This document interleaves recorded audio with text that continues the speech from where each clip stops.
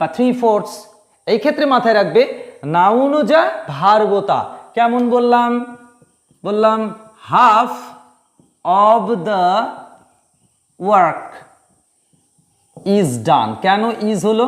কারণ half of the work আছে, half of the work এটা সিঙ্গুলার ভার্ব, তাই সিঙ্গুলার নাউন, তাই সিঙ্গুলার ভার্ব। কিন্তু আমি যদি বলি হাফ অব দ্য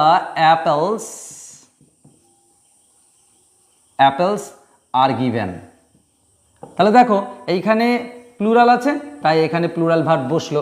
তুমি হাফ অফ দ্য অ্যাপেলস, এখানে তোমাকে অ্যামিজারের মধ্যে আর বসবে, অর্থাৎ অ্যামিজার বলে না, তুমি যে কোনো ভার্বের প্লুরাল ফর্ম বসবে। ওকে, সো এখানে সিঙ্গুলার হলে সিঙ্গুলার ভার্ব, প্লুরাল হলে প্লুরাল ভার্ব। একটা জিনিস খেয়াল করে দেখবে যে হাফ অফ দ্যার সাথে বাকি যেগুলো রয়েছে আর কি 2/3, 3